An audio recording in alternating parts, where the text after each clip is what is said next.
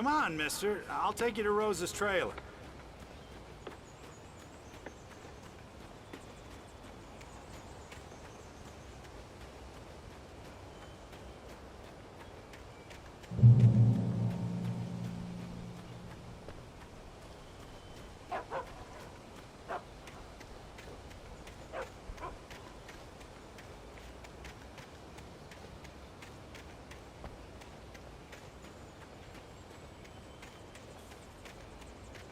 Yeah, how about that? It was there in the morning, as if it had fallen from the sky. But it would take a tornado to lift something like that. We're damn lucky it didn't crush any of the trailers.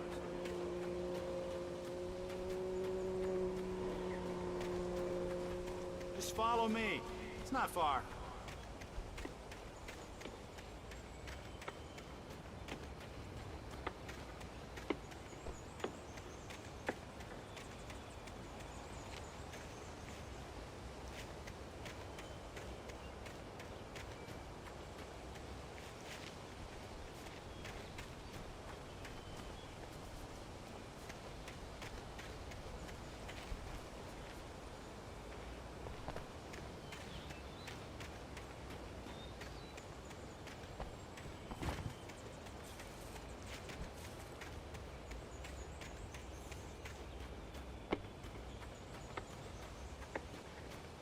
Listen, I got things to do. This place don't run itself.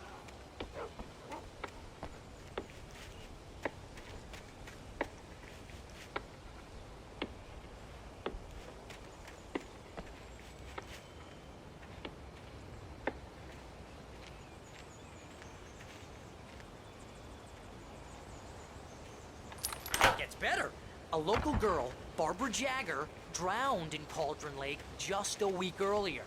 They were lovers. Sure, Jagger's a local spook store. The Scratching Hag. Comes for you in the dark. Jobber stuff. Anyway, Al, I'm just getting to the best part. All of the articles about this stuff were written by Cynthia Weaver. I asked around, and she's that crazy bag lady you met. What, the lamp lady? She can be a little loopy, but she's not homeless or anything. Yeah, anyway, she knew both Jagger and Zane before they both died, and she had some kind of a breakdown.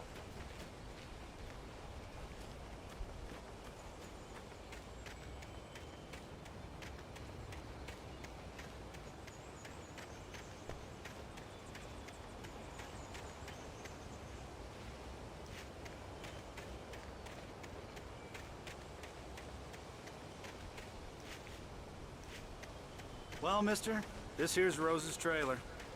You mind me asking what you want with her? We're just here to talk to her, pal.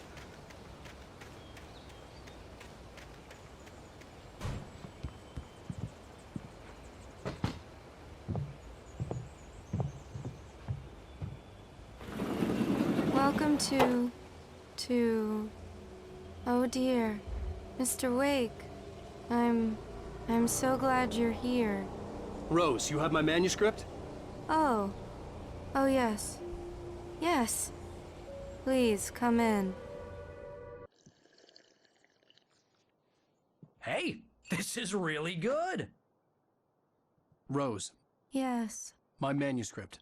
I really need it. I understand.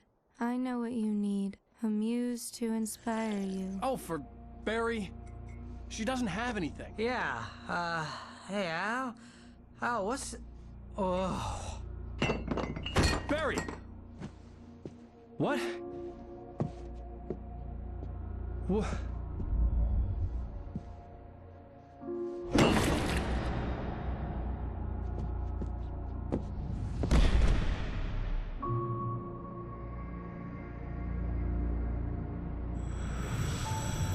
It's coming for you, hiding in my barber's skin.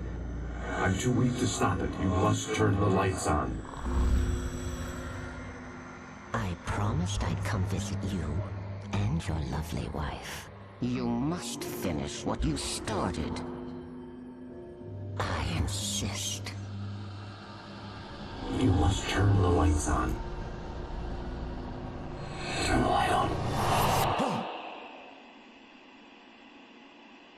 Back to work, boy.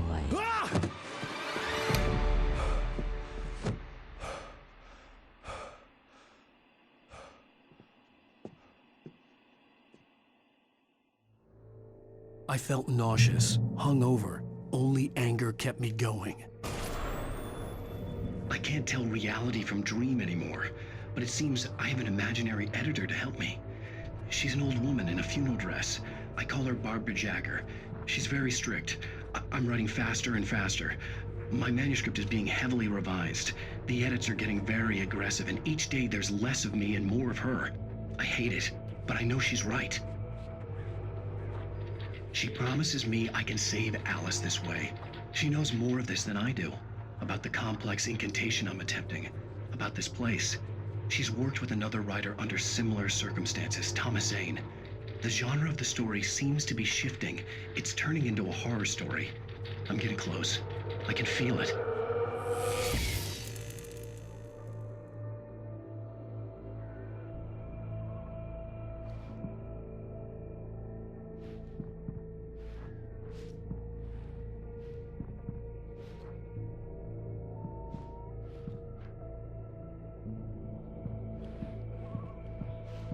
Rose took a day from me. I had less than 12 hours left to meet the kidnapper. All I could do was get Barry into the car, work something out once I got on the road. Welcome to the Oh Dear Diner. What can I get you today? Coffee? I couldn't work up much hate for Rose. Something had used her to get to me and left its mark. First refill is free. My gun and flashlight were gone. I'd have to find a way to get Barry into the car as quickly as possible. There was no time to waste. Mr. Randolph liked Rose. That little smile she had. How she was still sweet when life had tried so hard to make her bitter. It wasn't any of his business what she did in her trailer. But those strangers, the writer and his smart-ass sidekick, looked like trouble. And they'd been in there for hours, way past her normal bedtime. He reached for the phone and called the sheriff's station.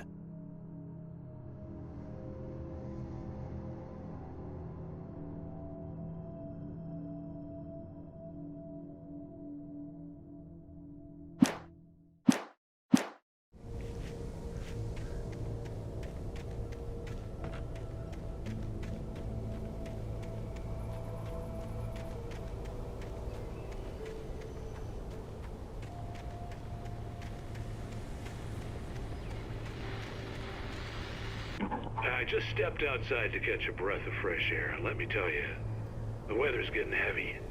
Nights like this make me especially glad I'm here talking to you and not home in bed. Once the weather takes a turn like this, I can't sleep at all. It's all tangled bed sheets and dark thoughts, punctuated by the occasional plunge into nightmare. Is it just me? Well, perhaps it is. But I hope I can make the night a little bit easier to get through. Caller, you're on KBF FM. Hey, Pat, it's Walt Snyder. What's on your mind, Walt? Well, I ain't the way you are, but, well, I can't sleep either, you know? I just been staring out the window here, trying to make sense of it all, but, I ain't been drinking either, you know? Well, you sound like a man with a problem, Walt. I had argument with Danny, Danny, and, then I got in trouble with the law, and, I'm just, well... I heard something like that, Walt.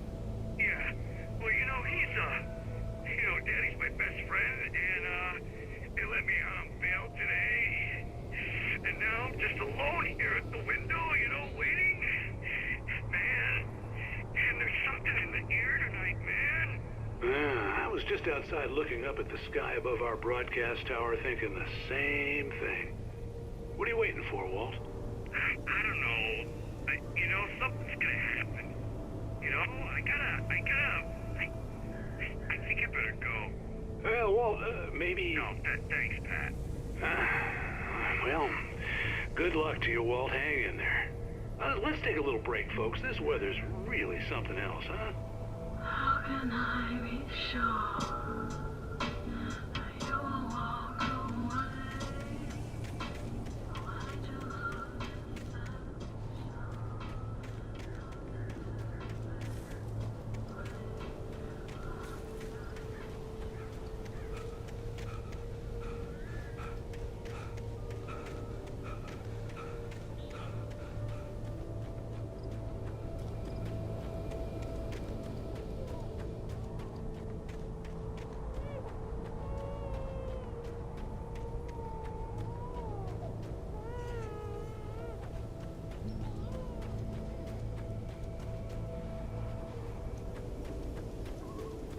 Oh, you're gonna get it now.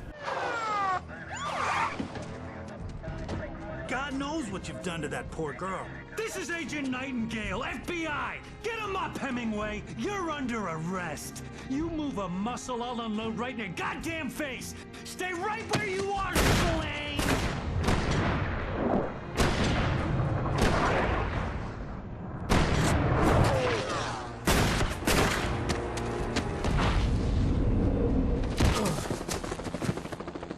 What are you? I'm standing right here, you goddamn maniac!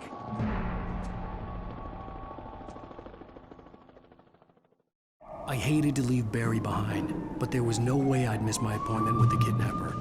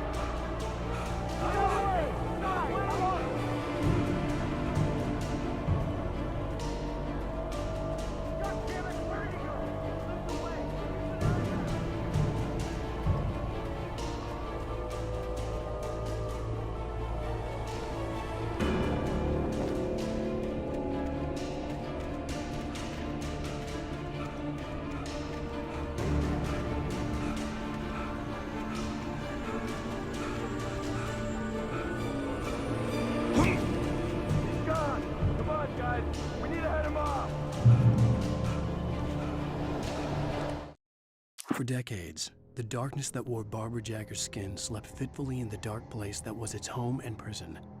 It was hungry and in pain. It dreamed of its nights of glory when the poet's writing had called it from the depths and given it a brief, terrible taste of power and freedom. The rock stars had stirred it from the deep sleep the poet had sunk it back to in the end. When it sensed the rider on the ferry, it opened its eyes.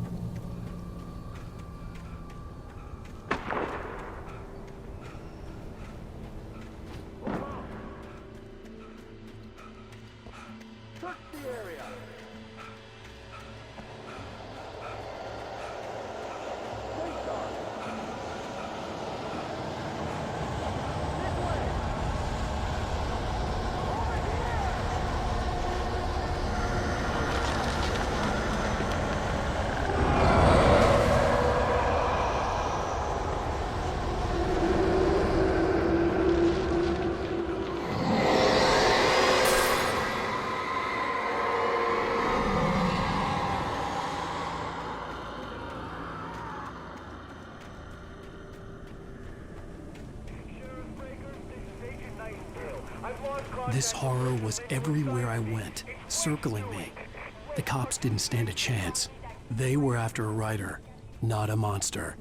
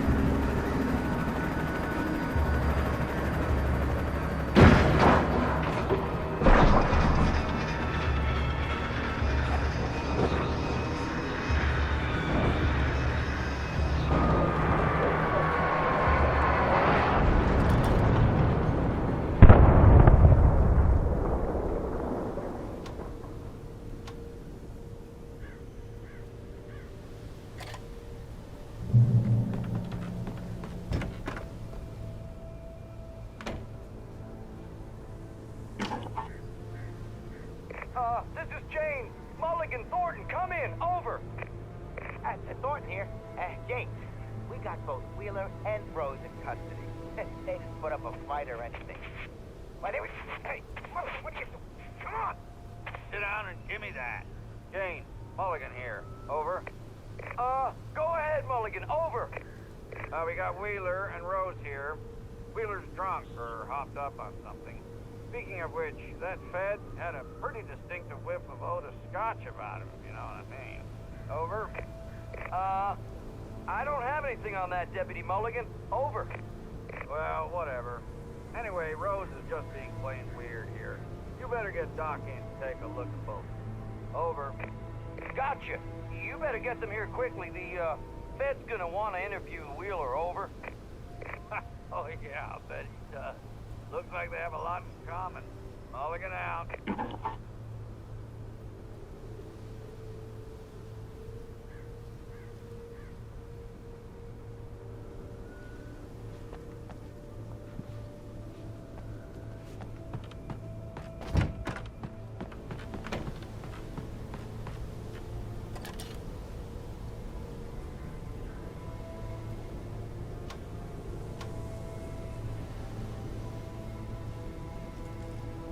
I could see the lights of the radio station in the distance.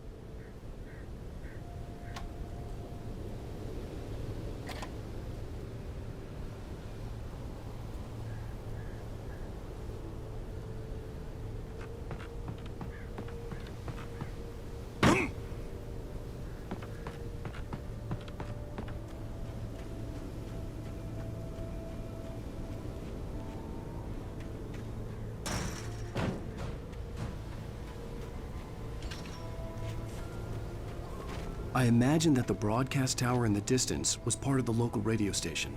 Maine seemed like a decent guy. Perhaps he could give me directions to the coal mine.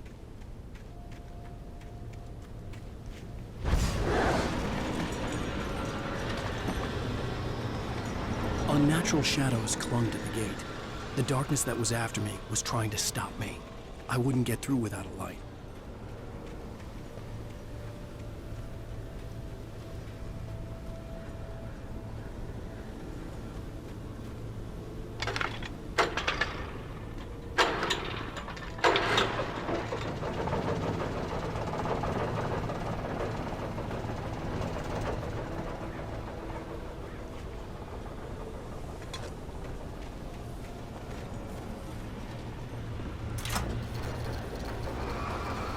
The old generator conked out.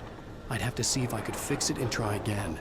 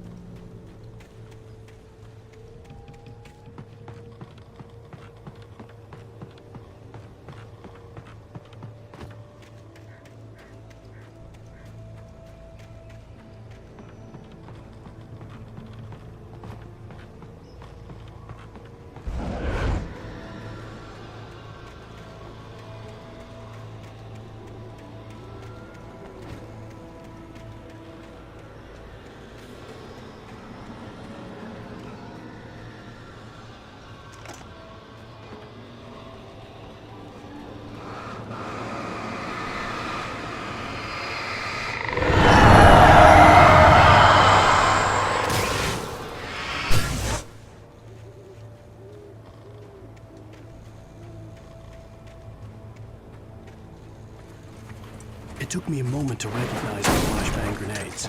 They were an ideal weapon for my situation. Team 1, come in. Over. Team 1, this is Sheriff Breaker. Report. Over. You come in. I need a report.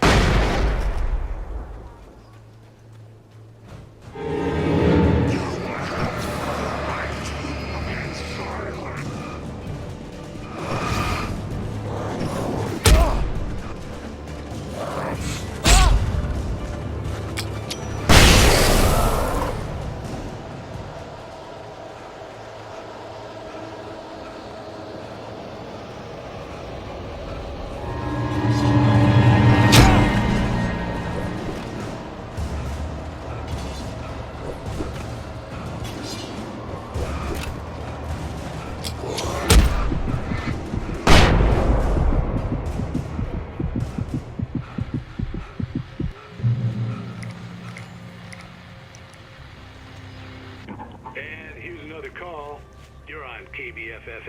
Pat Maine. It's Milt Peabody, Pat. What's on your mind, Milt? Well, I live near the trailer park, Pat, and there's a big ruckus going on over there. Well, that's just up the road from me, too. What's going on, do you know? I don't know, but there's a bunch of police cars there, lots of sirens, a helicopter buzzing around, and I think I heard some gunshots. Gunshots? Yes, sir, like from a pistol. So can you find out what's going on? Because it's just next door and they're popping off guns there. They're still shooting? No, it was maybe 10, 15 minutes ago. It sounds serious, Pat. I'm telling you, it don't sound like no party. Well, I'm certainly going to give the station a call, Milt. Okay. You'll hear it here as soon as I hear from them. Okay, thanks.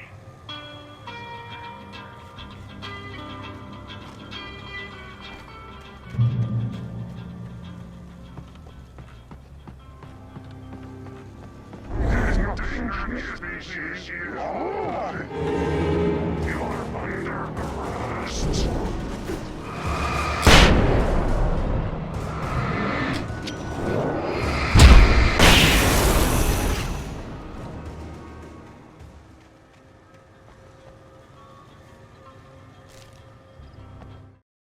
Touched by the dark presence, Rose was lost in a dreamland where everything was drawn in black and gray crayons. The old lady had promised her that all her wishes would come true. She would be Alan Wake's muse. She was smiling so hard it hurt her face. She crushed a bottle full of sleeping pills into the coffee. Deep down inside, she was screaming in terror.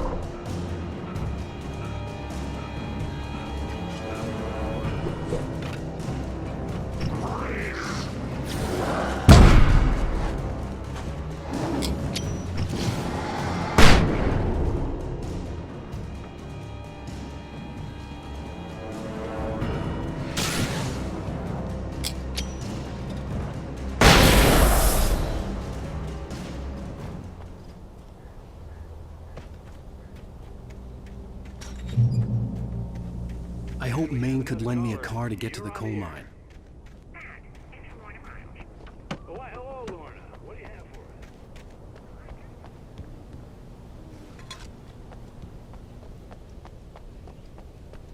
Of course you wouldn't have trouble in a place like that. I mean, what do you expect? The sheriff should be helping us normal citizens instead of wasting resources on those people. Well... They'll have to try to sort themselves out. I'm sorry, but my granddaddy settled in Bright Falls in 1911.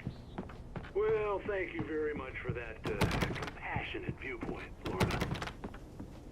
Oh, here's a little surprise. The famous writer Alan Wake just walked in. Folks, I'm going to see if I can talk him into an interview. Come on in, Mr. Wake. Oh, I'm so glad you could find the time to do this, Mr. Wake. Recorder Nowhere to run now, Dan Brown. You back away from me. Don't hurt it. Whoa. Everyone calm down. Put the gun down. We're all friends here, right? Cool your jets, Nightingale. We got him. Judas Priest! What the hell's the matter with you? There's a civilian in there.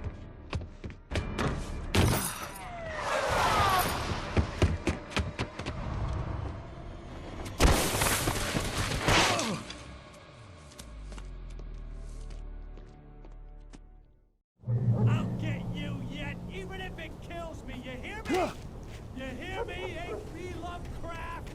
I had fallen off so many cliffs it was ridiculous. That's what you get for naming a book The Sudden Stop. It was probably good I hadn't had the chance to tell Maine where I was going. I'd have to lose the cops and find my own way to the mine. Nightingale stared through the broken studio window into the dark woods. He turned around, started to walk out, but Maine grabbed his arm. "Young man, you almost shot me. You don't shoot off rounds at people like that. What's the matter with you?" Nightingale shook his arm free, marched out. His cheeks burned with rage and humiliation.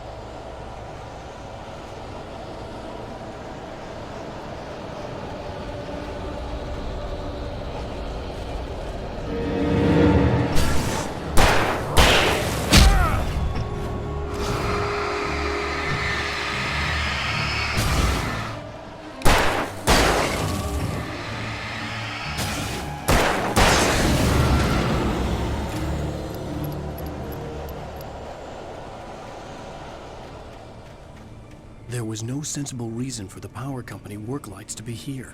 It was almost as if they'd been left for someone like me to use.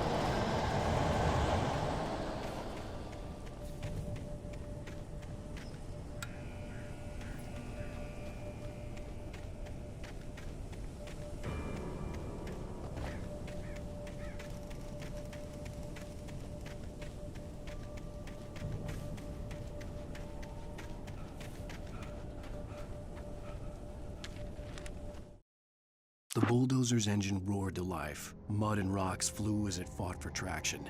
It crashed through the concrete wall and landed heavily in the yard. If it were an animal, it would have shaken its head after the impact, fixed its eyes on me, and charged. Of course, it had no head, nor eyes. Shadows crawled on its form, twisting it into a monster. Then, it came for me.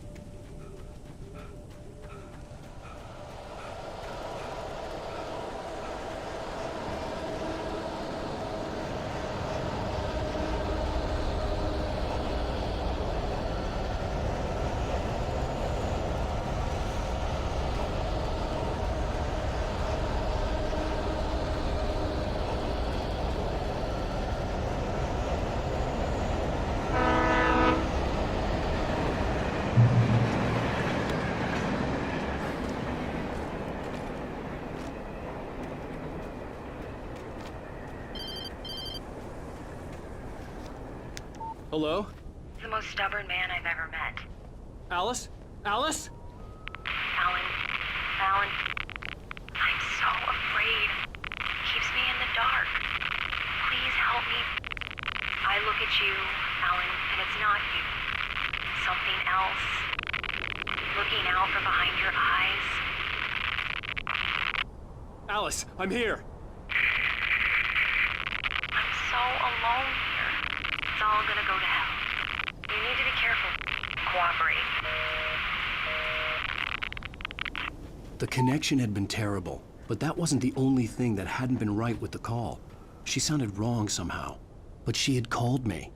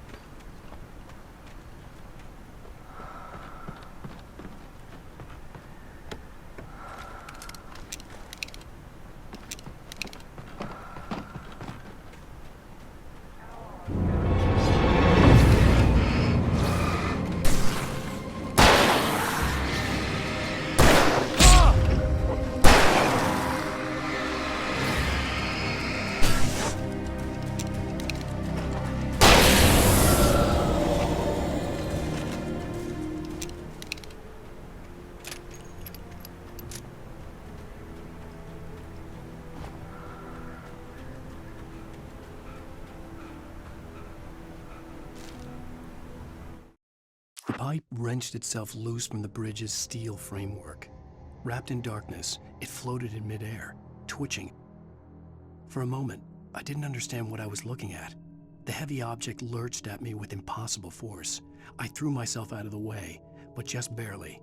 When I turned my flashlight on it, it shook in a dark rage before it flew at me again.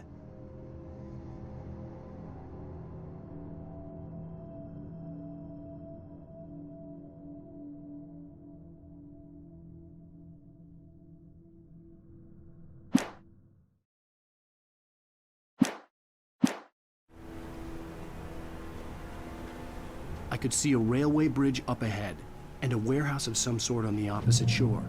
I hoped I could find a car from there.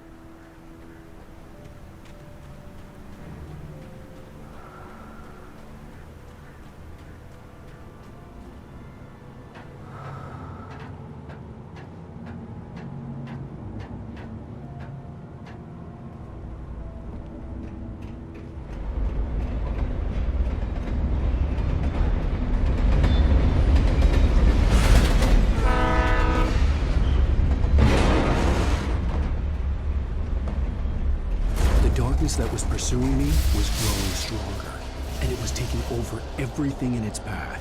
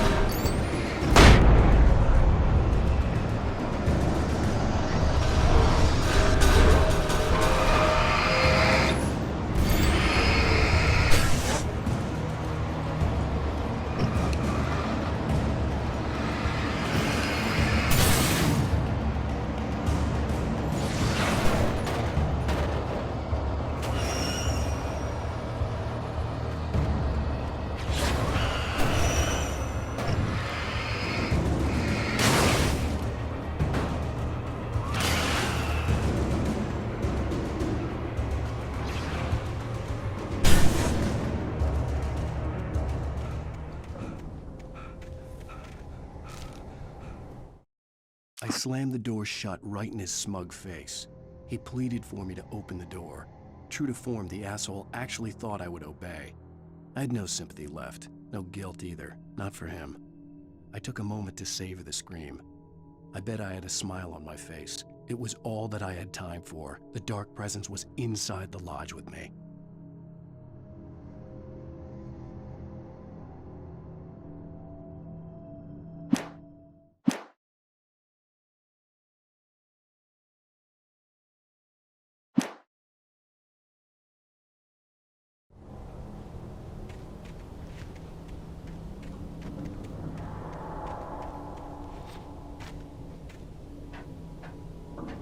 As a teenager, just starting to get interested in writing, Stephen King had been a source of inspiration to me. I thought about all the inanimate objects that had come to life in his books. No one is safe in a good horror story, certainly not the protagonist. That's what makes them fun. This was anything but. The darkness could possess anything, and it was getting closer.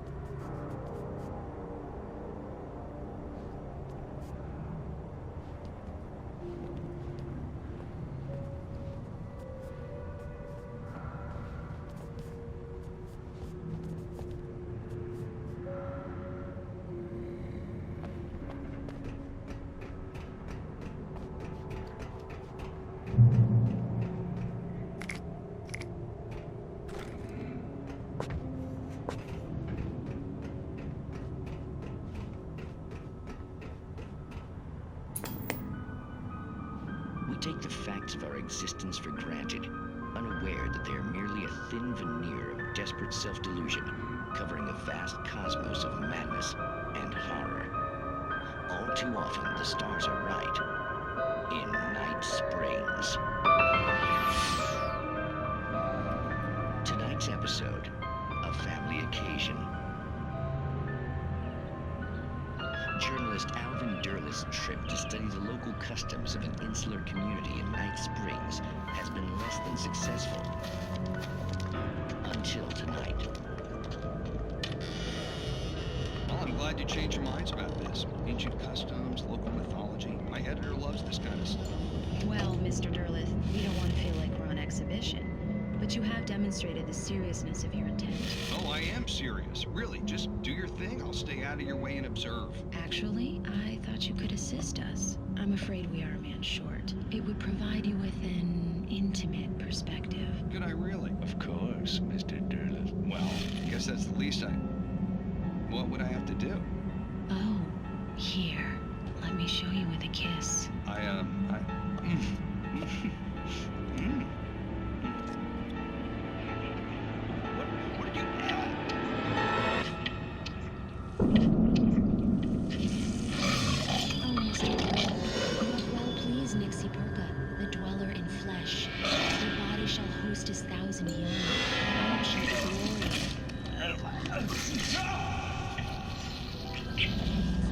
Shh, darling. Be calm. Shh. Alvin Durlith learned a harsh lesson. If you go looking for mythology, it may come looking for you. And such quests always bear fruit. Night Springs.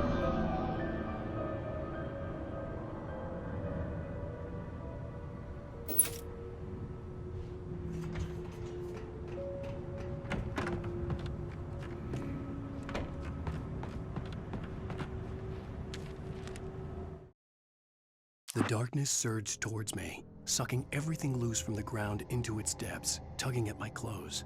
I saw the flare the kidnapper had dropped and threw myself towards it just as I felt my feet leave the ground. The darkness embraced me with the force of a tornado. Somehow I managed to light the flare. The darkness roared and cast me away. I fell toward the dark waters of the lake far below.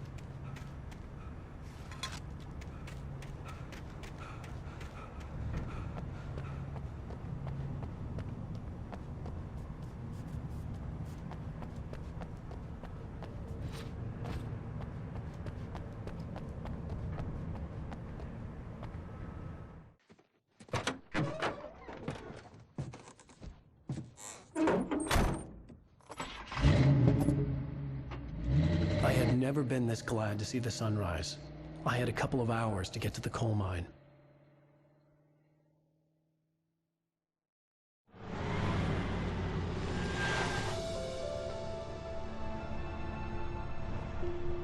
The coal mine wasn't far now.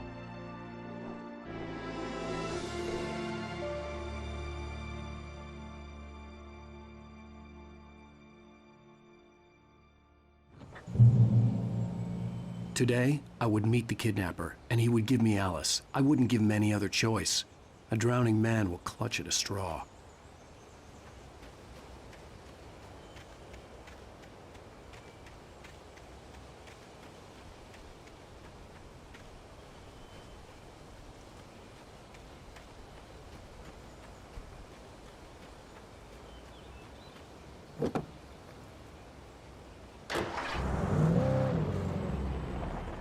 Little by little, without realizing it, I'd come to believe that the story in the manuscript was coming true.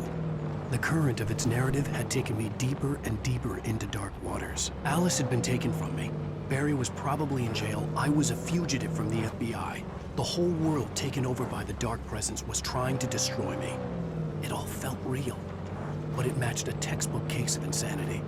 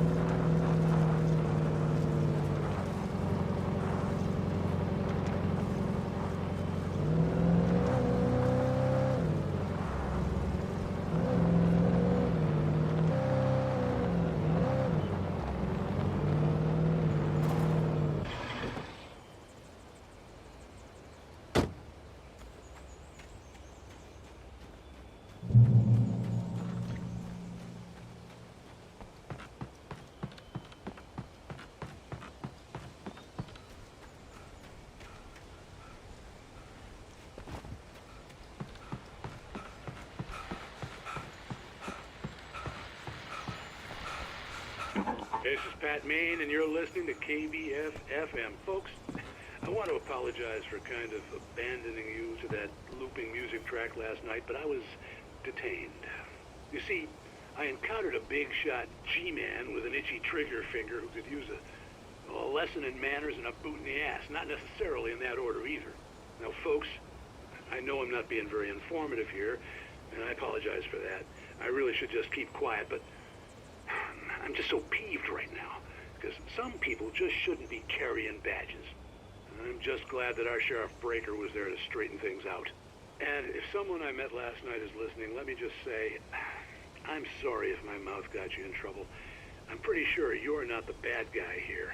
Godspeed, son. I hope you know what you're doing. Now, on a lighter note, I'll be talking to Dr. Nelson all morning. But first, a little music.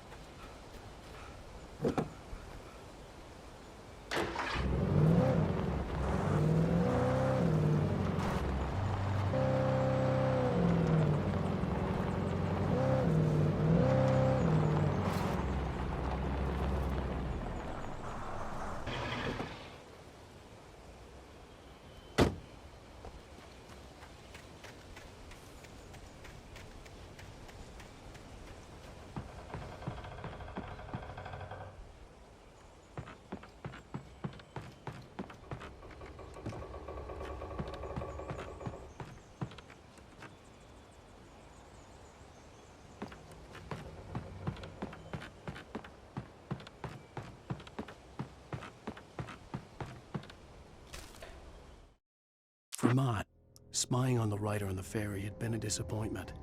His boss had made Wake out to be something special, but Mott hadn't been impressed. He'd gotten a good long look at the wife, though, and he liked what he saw. Mott had fantasized about goading Wake into a fight, but it hadn't happened. Still, he'd get his chance to see if the writer had anything in him. He'd been promised as much.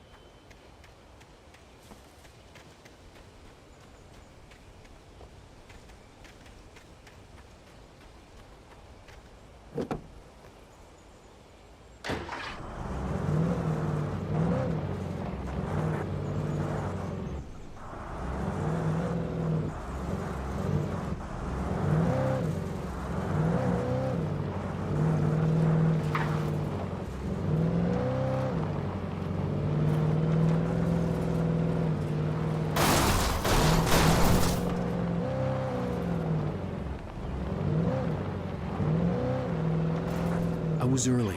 I was supposed to meet the kidnapper at noon in the main building. The coal mine was quiet. It was a museum now.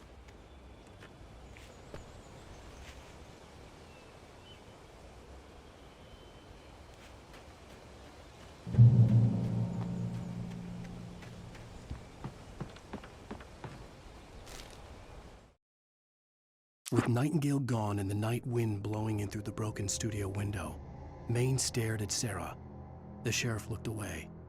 Maine's voice shook with barely controlled anger. That boy's doing more drinking than thinking. I hope you know what you're doing, Sarah. He's got a sickness in his eyes. You take my word for it. He wants Wake for a reason, and it's not for anything good.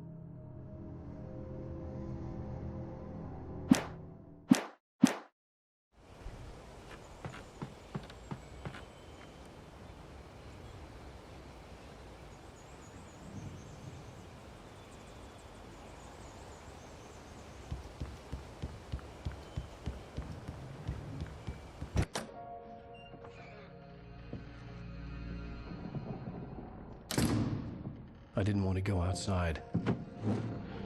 Cops had to be looking for me. The noon sun turned the place into a sauna. The day dragged on. Different scenarios ran through my mind. Ways of how I'd torture the kidnapper to get Alice back. Or the different horrible things he could have done to her. I imagined her dead. I had no way of knowing she was still alive. It was killing me. I was running on blind hope. It was all a waste of time. The bastard never showed up.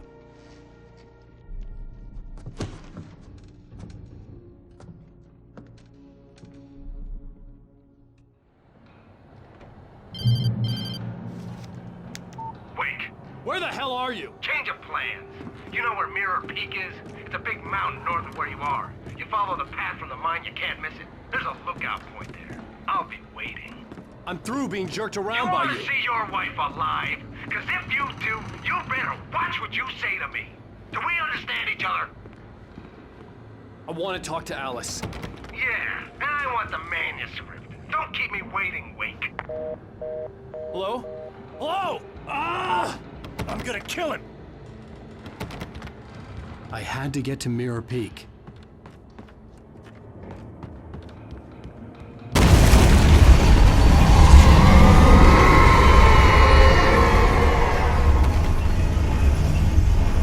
It was close, maybe closer than ever before.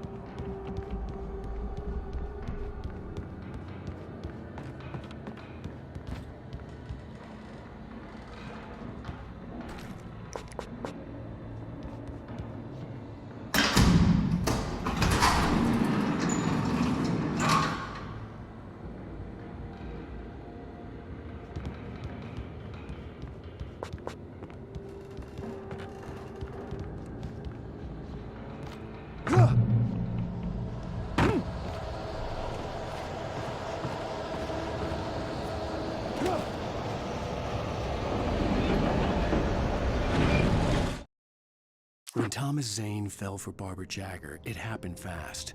She was young, vibrant, and beautiful, full of life.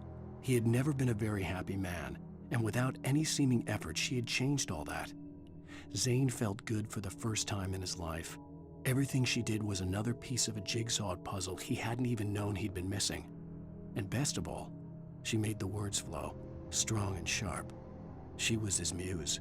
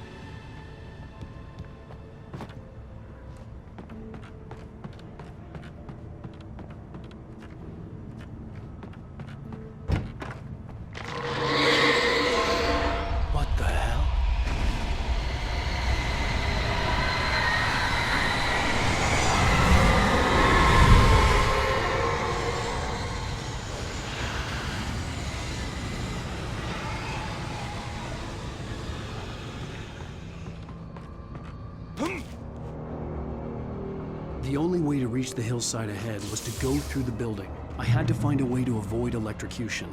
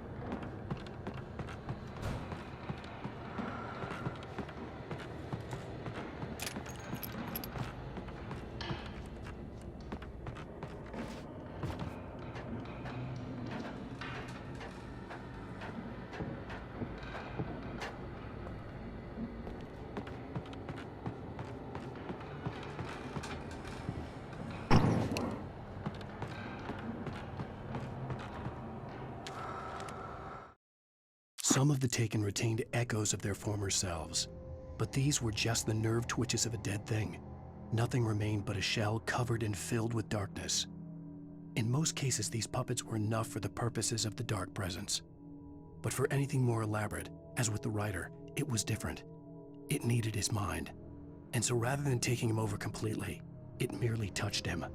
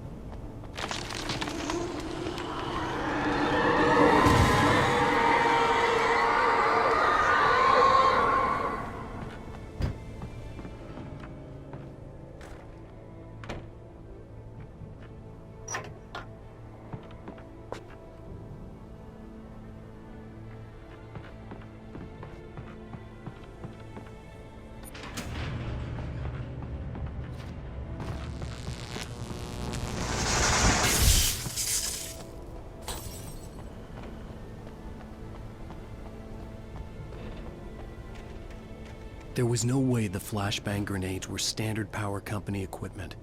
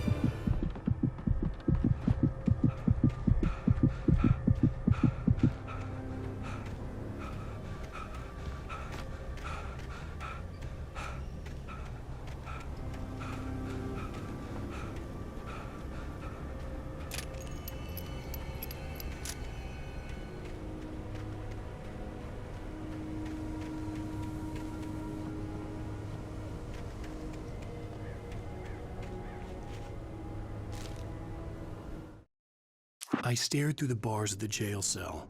Barry stood behind me, swaying on his feet, looking as ill as I felt. Agent Nightingale stood on the other side of the bars with Sheriff Breaker. Nightingale had a stack of manuscript pages in his hand. He seemed unhinged as he gloated. "Well, I've got you now, Raymond Chandler. It's all here, all the evidence, including conspiracy to murder a federal agent."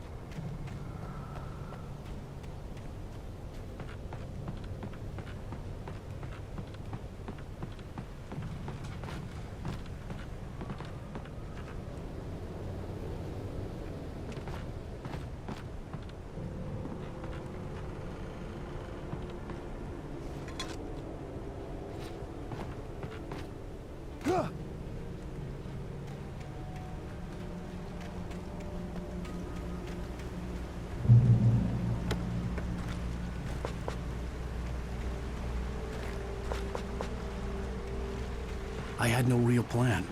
I was going to give the kidnapper all the manuscript pages I had for Alice.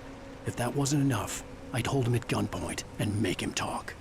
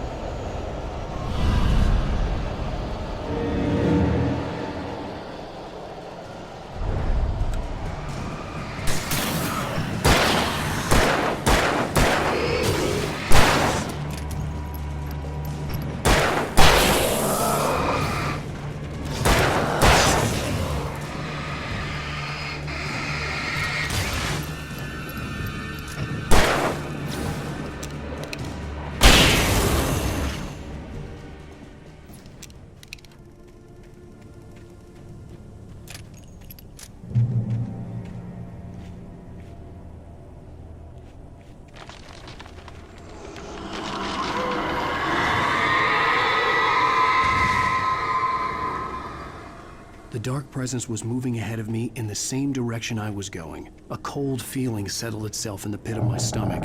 Was it going for Alice? The graveyard shift may cause cancer.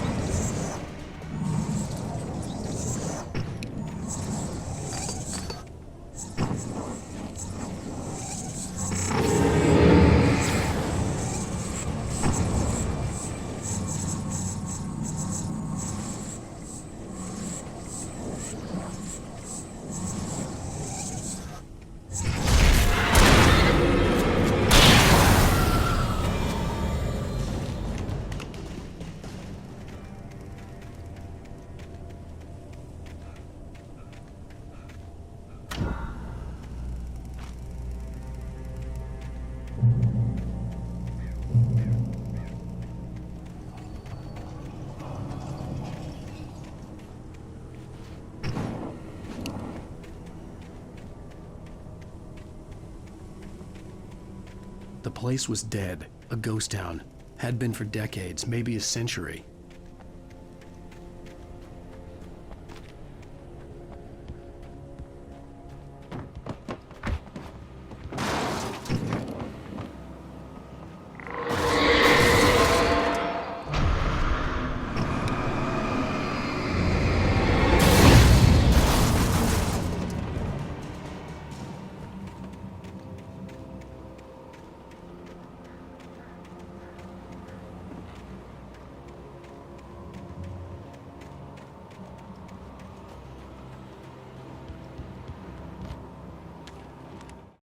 Things were never as simple in real life as in fiction.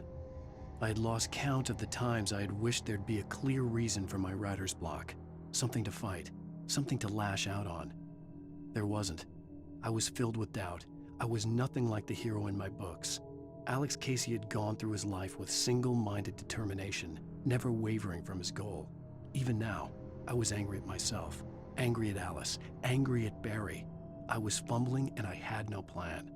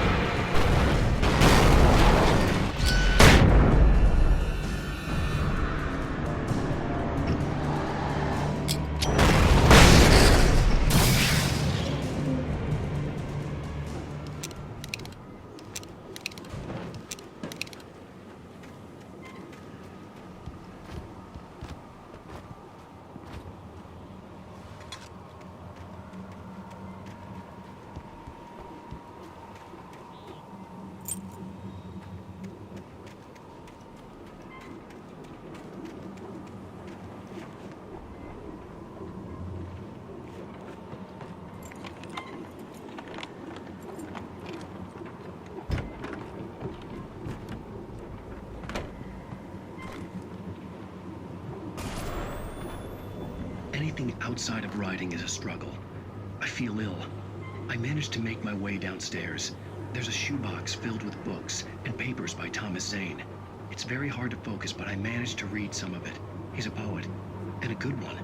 He writes of muses and creators summoning fabulous things from a magic lake, using his powers to shape the world of a realm of gods and dreams and demons, dark things that wait for a chance to slip through, wearing the flesh of men as disguise. Zane writes about himself, his girlfriend being taken over by a dark presence, about growing scared of the lake. Zane believes it's a mirror to the gaping void of darkness above, where some Lovecraftian presence lurks. I crawl back upstairs. I'll borrow these things for my story. They ring true. They fit.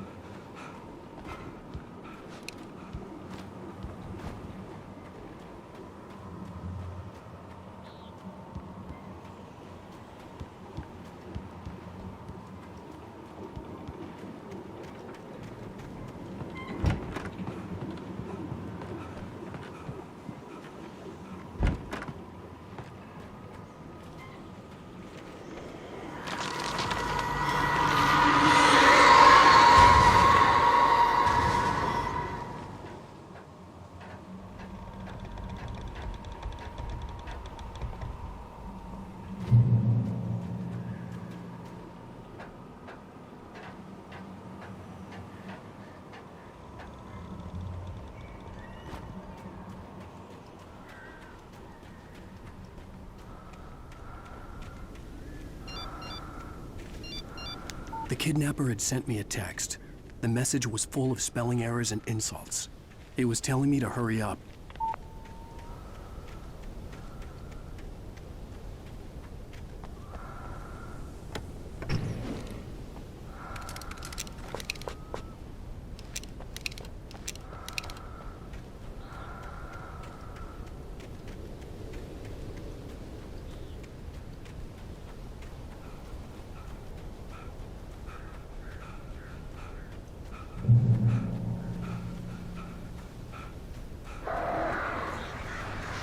Birds.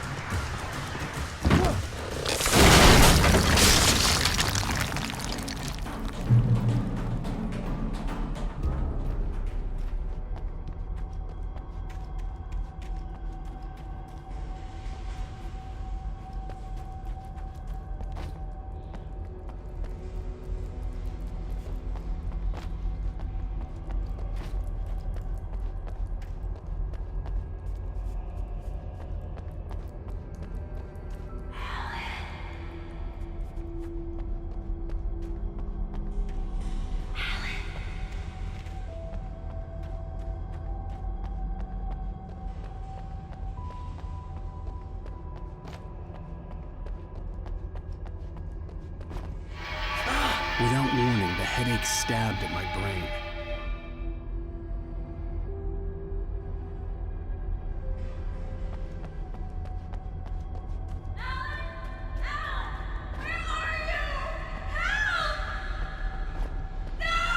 Alice?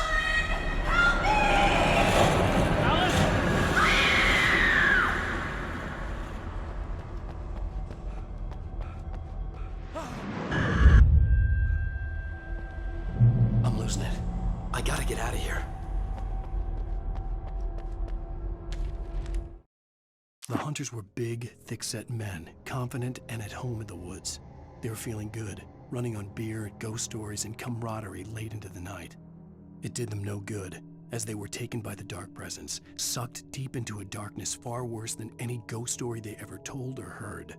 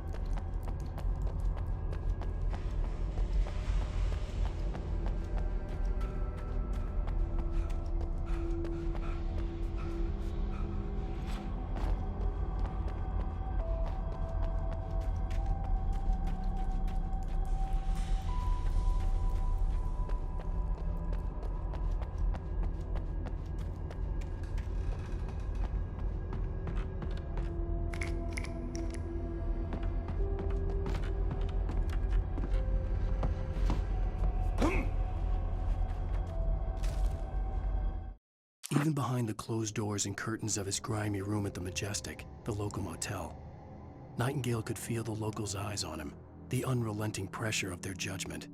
He forced it out of his mind. For all he knew, they could all be under Wake's spell already. You do what you have to do to get the job done. He took comfort from the bottle in his hand. Please, he thought, just let me get through this.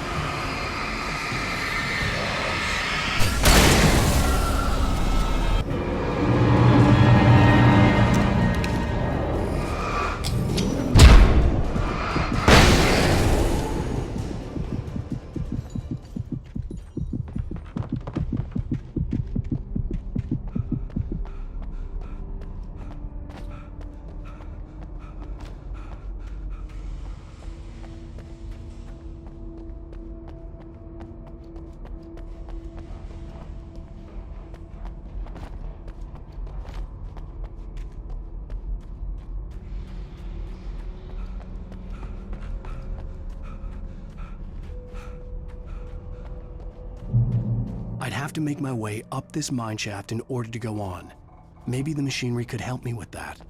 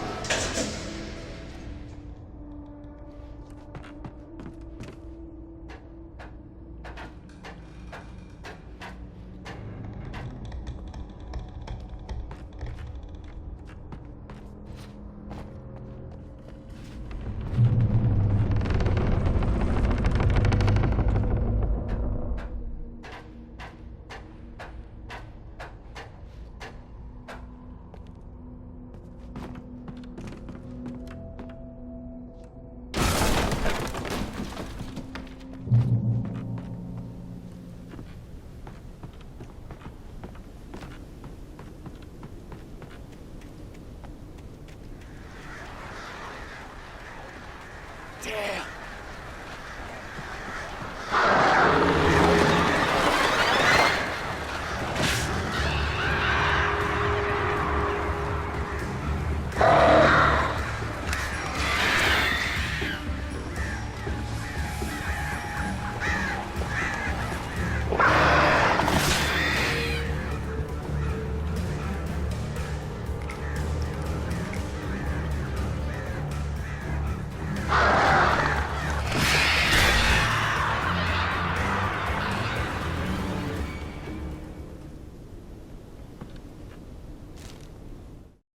Lightning flashed behind the windows of Cauldron Lake Lodge.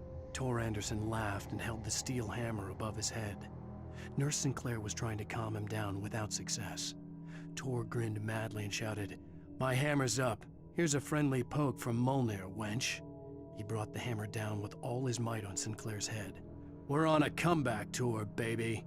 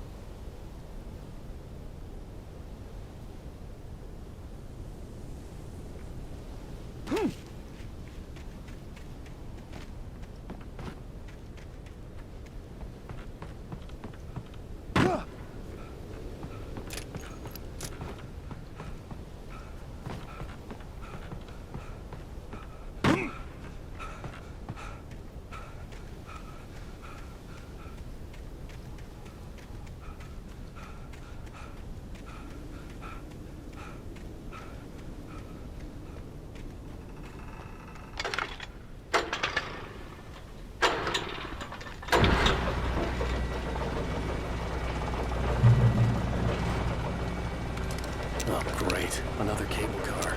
Just great.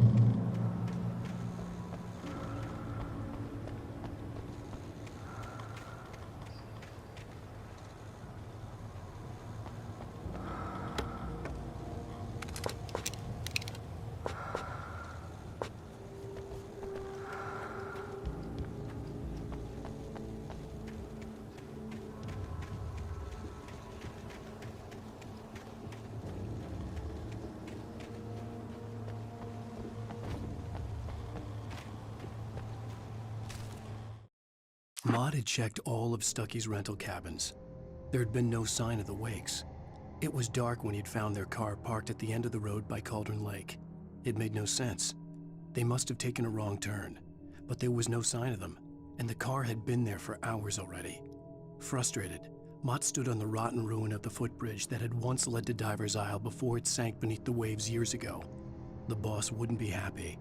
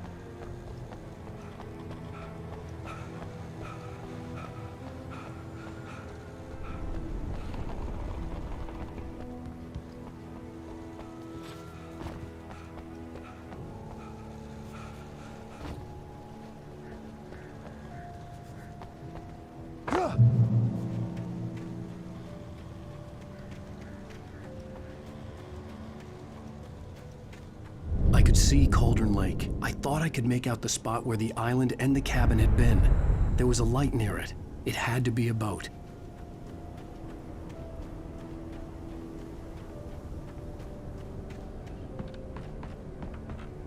I was close now. I had to get there fast. I directed I tried to hold on to Alice, but her form melted away. I was losing control. Dr. Hartman stood in her place. I wanted to hit him, but my arms were jelly. He smiled. It was a reassuring smile, and I hated him for it. I had to give you a sedative. Don't fight it. You went through another rough period. Right now, it's very important that you stay calm. We don't want you to have another episode. You're a patient at my clinic. Have been for a while now.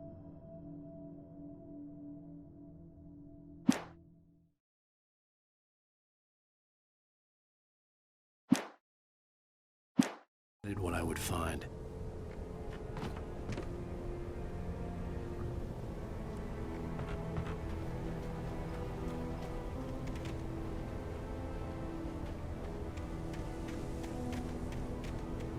Wait! Are you? Wake? Hey, I'm here! I'm coming! No! Get away! Sorry. Please, wait! The boss didn't know who he was messing with. I didn't know. I swear, I didn't know. We don't have his wife. We don't know where she is. She's probably drowned. We just said we had her to make a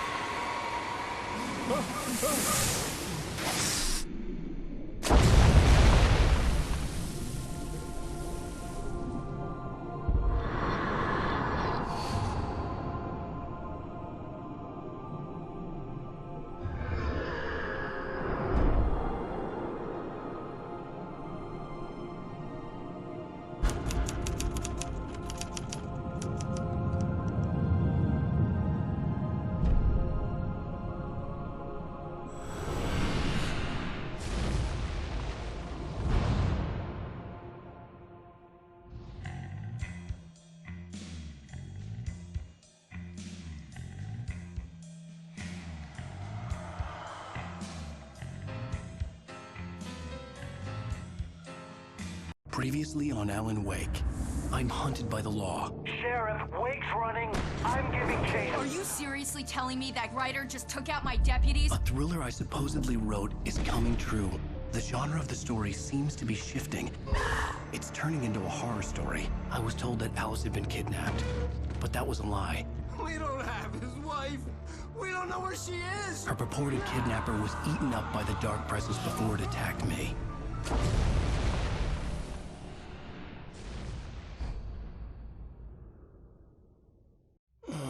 Alan, shh, baby. It was just a nightmare. Alice. There you go, Alan. Hartman, I fell. I had to give you a sedative. Don't fight it. You went through another rough period. What? Right now, it's very important that you stay calm. We don't want you to have another episode. You're a patient at my clinic. Have been for a while now. The shock of your wife's death triggered a mental illness. No, you lie. You're suffering from various symptoms of undifferentiated schizophrenia. Bastard. It's okay, Alan. Just let go.